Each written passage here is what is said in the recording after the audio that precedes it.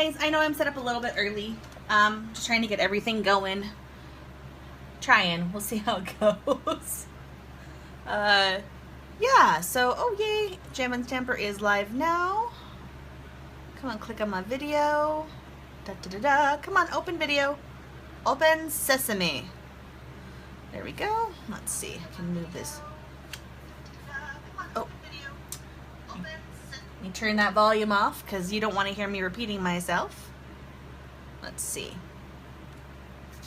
All right.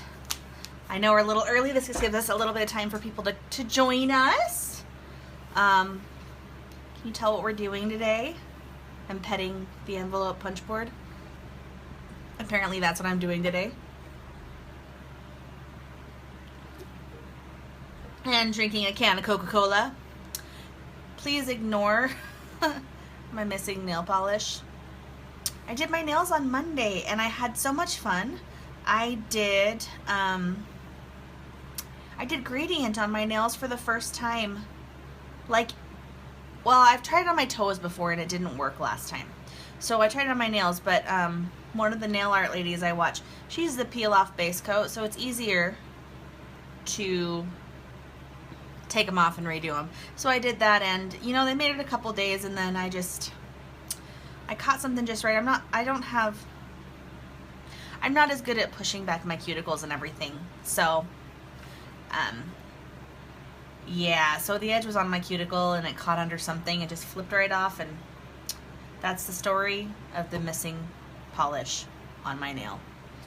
So anyway, happy Friday, guys. It's been kind of a crazy week for me. Our weather has been warm, then rainy, then sunny, then cloudy.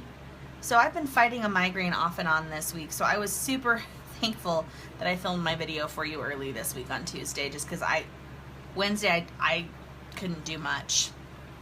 And we've been rehearsing Mary Poppins, and it's so fun. I'm so excited to be in this show. Last night we had a 2-hour dance rehearsal. I got done and I was so tired.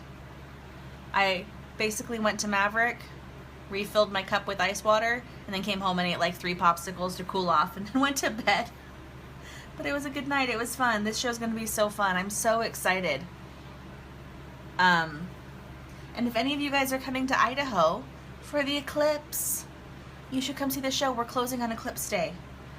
We extended our run just so we could close on Eclipse Day. All right, so let's get started on today's project. It'll be a really simple project today, actually. And like I said, we're using our envelope punch board again. We haven't used it in a while.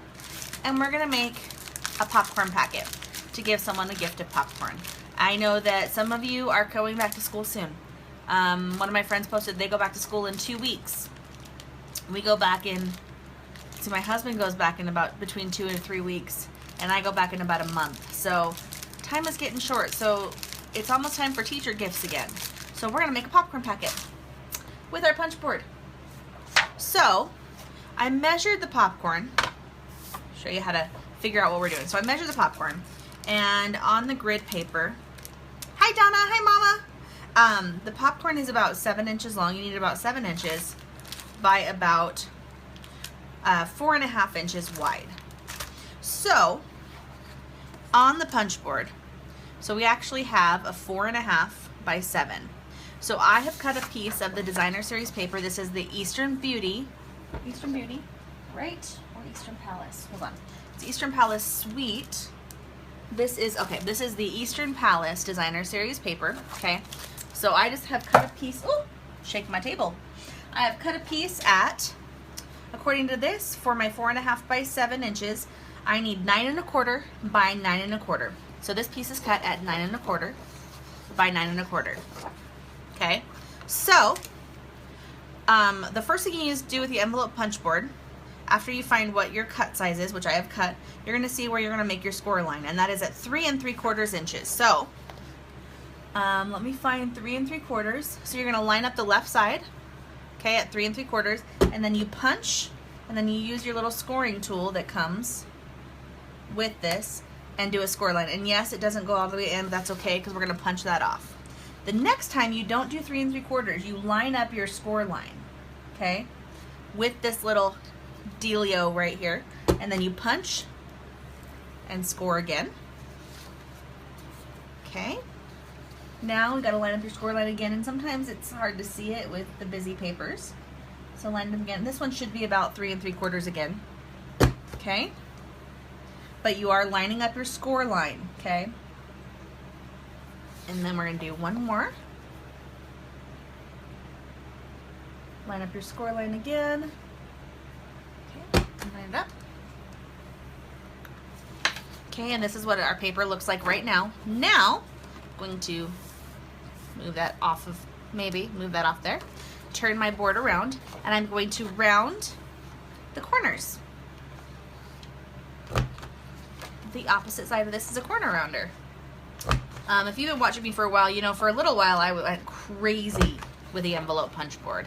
And actually I made some gifts for my Etsy shop this week using the envelope punch board, and I'm gonna use that to show you guys probably next week because I'm out of the tea bags. They're little tea bag holders, and they have my little I make stitch markers for them too, and I'll show you those next week. So this is what our paper looks like right now. You can see on this side of the score lines. Now I learned about a month ago, when you are folding with the score, you're going to have a valley side of the score and you're going to have a mountain side of the score. The valley side, okay, the mountain side goes on the inside and the valley side goes on the outside, okay? That is something I learned. I did not know that. That way, if you have any liftage or crunchage, it's on the inside of what you're doing, not the outside. Okay? So this is what we've got right now. Now, you can see this looks like an envelope. I am actually, okay, I learned this on my trial one. I am going to, I'm gonna use some fast fuse. I'm going to put some adhesive right here, down this, all the way to the end. And on this one, all the way down to the end, okay?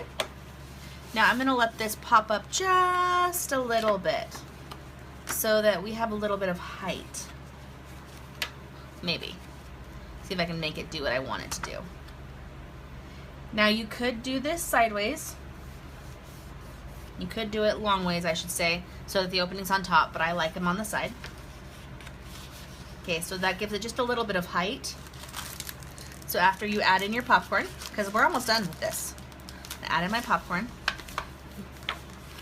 I will be folding this over like this. See how it kind of rounded the top a little bit when I fold it over? I'm just going to take a little dab of fast fuse on there again. Now, who's watching? I know Donna is on. Who else is on here? Because I need you guys' help. I need a suggestion, okay? So on my trial one I'm going to show you, I use the blue Designer Series paper, and I use the silver ribbon, okay? So I have the silver ribbon that I can use, but I just realized the Tranquil Tide actually matches this paper. So what do you guys think? I'm asking for those of you who are watching. What do you think, silver or Tranquil Tide? Honest opinion, because I think either way it's gonna look cute, but I'm wondering what your opinions are. Do you think, I mean, I'm thinking the silver will stand out, but the Tranquil Tide will match pretty well. So votes, guys, votes. What do you think? Silver or Tranquil Tide? Tranquil Tide, Amber? Okay, any other votes? Tranquil Tide? Okay. Okay.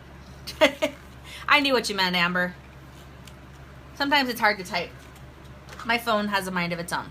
Okay, so I'm going to show you my trick to make sure that you have enough. Okay, so since one side of this is longer than the other, and I'm going to do the fold over like this like I did, I actually wrap it around the long side twice. This is kind of my trick, because then I know I'm going to have enough to cross it over and tie a knot. So I'm going to use my snips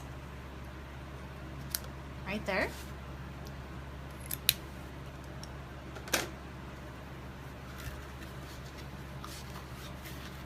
Okay.